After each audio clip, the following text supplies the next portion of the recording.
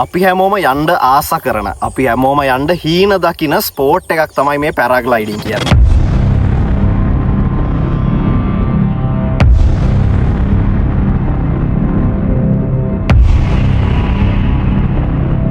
ඉතින් පැරාග්ලයිඩින් වල තියෙන ස්පෝර්ට් එකේ කොච්චර ඉන්ටරෙස්ටිං දේවල් තියෙනවද කියලා දැනගන්න වගේම මේ ස්පෝර්ට් එක පොඩ්ඩක් භයානකයිද කියලා දැනගන්න අද අපිත් එක්ක එකතු වෙලා ඉන්නවා ගගන පැරාග්ලයිඩින් කම්පැනි එකේ CEO සඳුන් අයියා. ඒ වගේම මේ පැරාග්ලයිඩින් එක්ස්පර්ට් කෙනෙකුත් වෙනවා සඳුන් අයියා. ඉතින් අයියා මට කියන්න පුළුවන්ද මේ ඉන්ඩස්ට්‍රි එකට අයියා කොහොමද ආවේ සහ අයියාගේ එක්ස්පීරියන්ස් එක කොහොමද කියලා?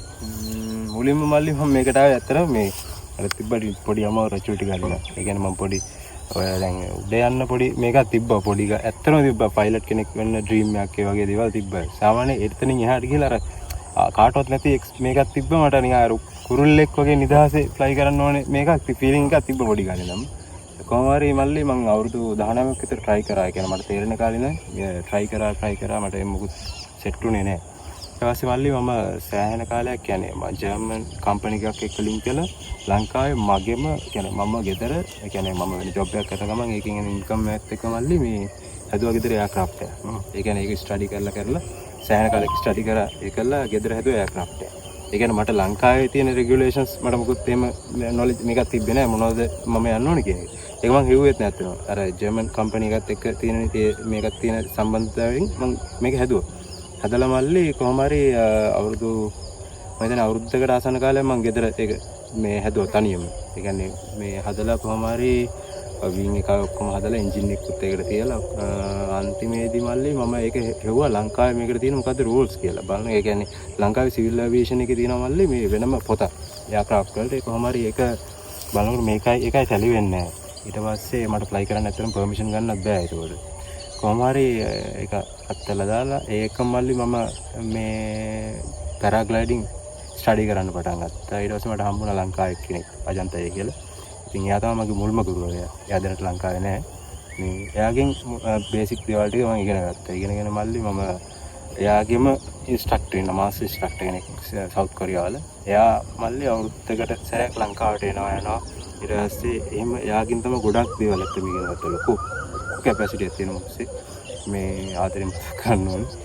මේ එයාගෙන් ඇත්තටම ඉගෙන ගත්තා සෑහෙන දෙයක් ඉගෙන ගත්තා. ඒ ඉගෙන ගන්න ගමන් ෆ්ලයි කරා. කොහොම හරි මට chance එකකුත් හම්බුණා මල්ලි ඉන්දියාව යන්න. ඒක ඒ කියන්නේ හැමදේම ෆ්‍රී මට හම්බුනේ. ඉන්දියාව ගිහිල්ලා ඉන්දියාව ලොකු ඉන්ස්ට්‍රක්ටර්ස්ලා ගොඩක් මට හම්බුණා. ඒ අභාෂයයි ෆ්ලයි කරලා තියෙන එක්ස්පීරියන්ස් එකයි. ඉතින් මම හැම වෙලේම කරන්නේ ෆ්ලයි කරන එක. ඊට පස්සේ කොහොම හරි සෑහෙන කාලයක් ෆ්ලයි කරලා ඒකට අදාළ කෝසස් තියෙනවා. දැන් නිකම්ම දැන් තනියම ෆ්ලයි කරනවා වගේ නෙමෙයි තව පැසෙන්ජර් කෙනෙක් එක්ක කරගෙන තව ජීවිතයක් කරගෙන ඒක ලොකු සෙල්ලමක් වගේ පේනුණාට සෙල්ලමක් නෙවෙයි ඒක ලොකු මේකක්. ඉතින් ඒකට මල්ලි මට පුළුවන් වුණා කෝස් කීපයක් කරන්න. ඒකට තියෙන SIV වගේ දේවල් ඇඩ්වාන්ස් කෝස් තියෙනවා. ඉතින් ඒකේ මට බේසික් කෝස් එකක් ඉගෙන ගන්න chance එකක් හම්බුණා.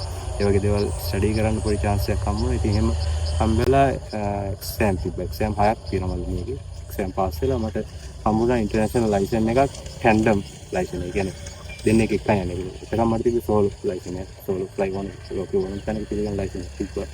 ඊට අමතරව ඉතින් ඒ ඔක්කොමත් එක්ක ඉතින් දැනට ඉන්ටර්නැෂනල් ලයිසන්ස් තුනක් තියෙනවා. ඔක තමයි ඉතින් එක්ස්පීරියන්ස් එක. ඉතින් කරගෙන යනවා ඉතින් කොහොමද. ඊට අමතරව මගේ මේ දවස්වල කෝස් එකක් කරනවා මල්ලි. ලංකාවේ මගෙන් ඉගෙන ගන්න ළමයි ටිකක් ඉන්නවා. ඒගොල්ලන්ටත් දැන් ඇත්තට මම යන්නේ හොඳම වයසේ. ඉතින් මේ අපි හැමදාම ඉන්නේ කොහොම හරි දැන් මේකට ආසා කට්ටියත් මගෙන් ඉගෙන ගන්නවා මේ දවස්වල හරි සතුටුයි. මේ ඔහොම ගමනක් යනවා ඉතින් ලංකාවේ. හරි ඉතින් අයියා අපිට මෙන්ෂන් කරා එක තැනක මේක ජීවිතයත් එක්ක කරන සෙල්ලමක් නෙවෙයි. අපි දන්නවා ඩොක්ටර්ස්ලා සර්ජන්ලා ජීවිත බේර ගන්නවා. ඒ වගේම මේ දැන් අයියාගේ ඉන්ඩස්ට්‍රි එකේ ඉන්න එක්ස්පර්ට් කෙනෙක්ට ඒ කියන්නේ ට්‍රේනර් කෙනෙක්ට තියෙනවා ලොකු කාර්යභාරයක්. ඒ තමයි ජීවිතයක් බාරගත් ජීවිතය ආරක්ෂා කරගෙන යන එක. ඉතින් ඒකත් ලේසි පාසු ඔලුවට දරා ගන්න පුළුවන් අර බරක් නෙවෙයි. ඉතින් අයියේ මම දැනගන්න කැමතියි දැන් අපේ වීවර්ස්ලා බලාගෙන ඉන්න අය මේ පැරාග්ලයිඩින් කරන්න කැමති නම් කොහොමද සයින් අප් වෙලා ඒ කියන්නේ මම කියන්නේ ට්‍රේනර් කෙනෙක් විදිහට නෙවෙයි මේක ස්පෝර්ට් එකක් විදිහට කරගෙන යන්න කැමති නම් කොහොමද මේකට පිවිසෙන්නේ? මුලින්ම මල්ලි කියන්නේ සෝෂල් මීඩියා මම මේ කැම්පේන් කරගෙන යනවා. Facebook, TikTok, Instagram ගගන පැරාග්ලයිඩින් කියලා Facebook page එකක් තියෙනවා. ඒ නමින්ම තමයි TikTok, Instagram දෙකම තියෙන්නේ. ඒකේ කන්ටැක්ට් ඩීටේල්ස් තියෙනවා. මාව ඕන කෙනෙකුට මේ සම්බන්ධ කරගන්න පුළුවන්. ඒකට කෝස් එක කරනවා නම් එහෙමයි, ටැන්ඩම් රයිඩ් එක මගෙත් එක්ක යනවා නම් එහෙමයි.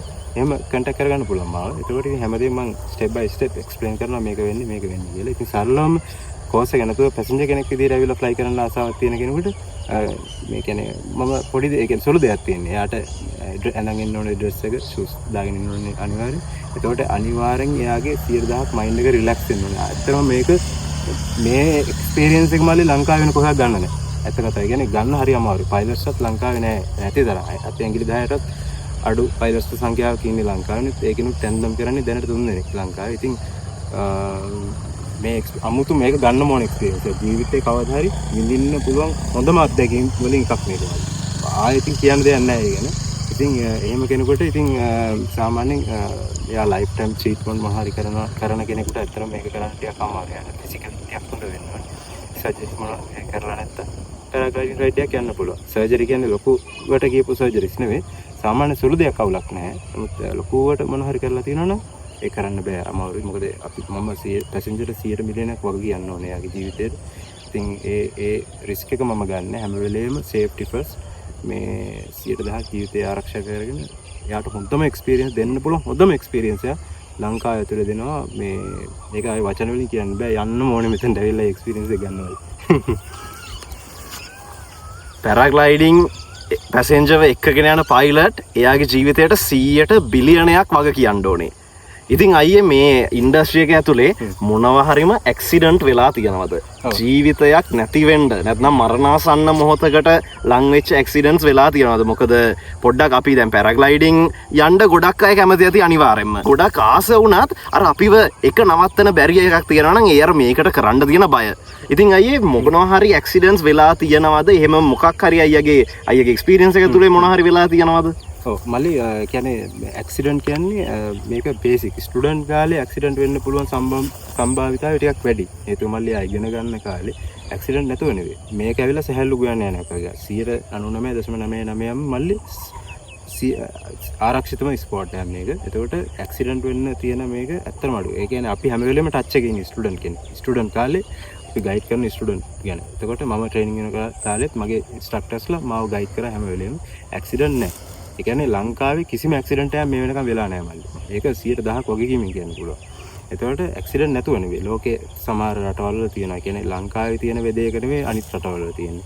සාමාන්‍යයෙන් නේපාල් වලට වගේ ගියොත් එimhe ස්ට්‍රොං වැඩි. ඒ කියන්නේ උස්ස කඳු ඒක ළඟ කඳු තියෙනවා. මේ අපි දන්න හිමාල වගේ. එතකොට ඒ ඒරියා එකේ ටිකක් ගස්ට් එක වැඩි. එතකොට ඇක්සිඩන්ට් එකක් වෙන්න තියෙන සම්භාවිතාවය නැහැ කියන්නේ තියෙනවා. නමුත් මේ ස්පෝට් එකේ හැටිය. නමුත් ඒක අඩුයි. නමුත් ලංකාවේ ඇතුලේ එහෙම බය වෙන්න කිසිම දෙයක් නැහැ. මේක අපි වුණත් මං වුණත් මල්ලි තව ජීවිතයක් එක්ක වුණා ෆ්ලයි කරන්නේ මේ තව කෙනෙක් ගන්න වෙනවත් ලොකු මේක අපකිරීමක් කරලා ෆ්ලයින් අවර්ස් ගානක් කන්ටිනියු කරලා මේකේ. ඒතකොට මේකට අදාළ ෆ්ලයින් අවර්ස් තියෙන ඊට අමතරව මේකේ මල්ලි ස්ටුඩන්ට් කාලේ මේ වගේ කැනපි එකකින් ඒ කියන්නේ මේ වගේ ග්ලයිඩර් එකකින් නෙවෙයි ෆ්ලයි කරන්නේ. ඒ ඔටෝමැටිකලි රිකවර් වෙන වගේ. ඒ කියන්නේ මොනවා හරි ෆෝල්ට් එකක් වුණොත් ඒක ඔටෝමැටිකලිම රිකවර් වෙනවා. දැන් අපි අර ෆ්ලයිට් එකක් ගත්තත් ඒකේ මේ ඔටෝ පයිලට් දාන්න පුළුවන්. ඒ වගේම මේ පැරෂූට් එකේ තියෙන ඔටෝ පයිලට් කියන්නේ අපි ඒකට. එයා මොකක් හරි ෆෝල්ට් එකක් කළොත් ඒක ඔටෝමැටිකලිම රිකවර් කරගන්නවා. ඉතින් ඒකෙන් පටාගෙන මේකේ තියෙන EN කියලා තියෙන්නේ. EN ABCD එහෙම තියෙනවා ග්ලයිඩර්ස් කැටගරි. වෙන විදිහට weight range එකට තියෙනවා. එහෙම ඉතින් එයා ලොකු ඒ වගේ මේ ස්ටෙප් බයි ස්ටෙප් යන්න ඕනේ. ඊළඟ තමයි මේ ලෙවල් එකට එන්න ඕනේ. ඒක අනිවාර්යයෙන්ම කරන්න ඕනේ. 100,000ක් ආරක්ෂිත ස්පෝට් එකක්. ඊටත් අමතරව අපි කියන්නේ තව බල කෙනෙකුට කියන්න පුළුවන් මේකට කිසිම දෙයක් බය වෙන්න දෙයක් නැහැ. තව අමතර පැරෂූට් එකක් බව අපි මේක අරගෙන යනවා. ඉතින් කිසිම දෙයක් බය වෙන්න දෙයක් නැහැ. ඔව් දැන් අපි මේ ඉන්න ඇත්තටම මේ සඳුන් අයියාගේ පැරාග්ලයිඩින් කම්පැනි එකේ දැන් සාමාන්‍යයෙන් අයියා මම දැන් පෙන්නන්නම් ඔයාලට මෙතන තියෙන කඳු ටිකයි එතන කොහෙන්ද අපි ජර්නි එක පටන් ගන්න වගේම අපි මේ දැන් ඇත්තටම ඇවිල්ලා ඉන්නේ ලෑන්ඩින් සෝන් එකට. ඉතින් අයියා මට චුට්ටක් මේ පෙන්නලා කියන්න පුළුවන්ද කොතනින්ද ජර්නි එක පටන් ගන්නෙ? දැන් හසට ගියාට පස්සේ කොහොමද එතන තියෙන එක්ස්පීරියන්ස් එක සහ ෆීලිං එක? ෆීලිං එක මම මුලින්ම කියන මල්ලි මෙතන තමයි අපි එන හැම පැසෙන්ජර් ගෙන්නගන්නේ. ගෙන්නගෙන මගේ තියෙන පොඩි ඇප්ලිකේෂන් එකක් ෆිල් කරන්න. ඉස්සෙල්ලා මල්ලි මෙතනින් යාව තියරගෙන යනවා පොඩි වටේ පාරක් තියෙනවා ඔෆ් රෝඩ් පාරක්. එතනින් යනවා අර ඔයාලට පේන අර එතනද පේන වින්ස් එකක් තියෙනවා අර කන්ද ඕපන් පැච් එකක් තියෙනවා. එතනින් තමයි අපි ස්ටාර්ට් කරන්නේ. ඊට පස්සේ මේ ෆුල් ඒරියා එකේම ෆ්ලයි කරනවා. ඒ කියන්නේ අපි සාමාන්‍ය මට පැසෙන්ජර් කෙනෙක් විදිහට එන හැමෝටම මම විනාඩි 15ත් විනාඩි 25ත් අතර රයිඩ් එකක් තමයි දෙන්නේ. දවසට 3-4 දිනක් යනවා. ඒක මැනේජ් කරන්න ඕන නිසා ඒ වගේ ටයිම් එකකට තමයි දෙන්නේ. එතකොට මල්ලි මේ ඒරියා එකම ෆ්ලයි කරනවා. ෆ්ලයි කරලා මල්ලි අපි ඒ කියන්නේ අපි වෙස්ට් වින්ඩ් එකේ තමයි මේ ඒරියා එකේ ෆ්ලයි කරන්නේ. මේකට කියන කවිතිගමුව බොල්ලෑගල අර තියෙන බොල්ලෑගල ඔයගොල්ලන්ට පේන්නේ. මේ එතකොට අපි ලෑන්ඩින් ඒරියා එක විදිහට මේ ඒරියා එක තමයි යූස් කරන්නේ. ඒ මේ වෙල් කීපියම් අපි වෙල් වැඩ කරන්නේ නැතුව ඒගොල්ලන්ගෙන් අපි ටෙම්පරරි අරගෙන පේමන්ට්ස් කරලා මේ ඒරියා එක අපි යූස් කරනවා ලෑන්ඩින් වල. මේ එතකොට අපි ෆ්ලයි කරද්දි මල්ලි ෆීලිං එක ගහවනේ. ඒක ෆීලිං එක මල්ලි කියන්න දෙන්නේ නැහැ අත්‍තරම. ඒ කියන්නේ ඇත්තටම කුරුල්ලෙක් වගේ. නිදහසේ ගිලන එන්ජින් මොනවත් නැහැ, කිසිම ශබ්දයක් නැහැ. ඒක විඳින්න පුළුවන් සරලම කියනන කුරුල්ලෙක්. ඒ වෙලා ඒ ෆ්ලයි කරන මූවමන්ට් එක කුරුල්ලෙක්ගේ තියෙන එක්ස්පීරියන්ස් එකමයි මේකෙන් තියෙන්නේ. මට ඒක විඳින්න ඕනේ. මල්ලි කියන්න තේරෙන්නේ නැහැ. ඒක ගන්න ඕනේ එක්ස්පීරියන්ස් එක.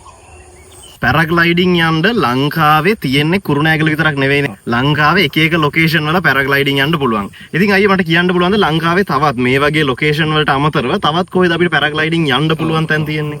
ලොකේෂන් මල්ලි දැනට අපි 8ක් තියෙනවා. කමර්ෂල් සයිට් කීපයක්ම තියෙනවා ඒ අතර.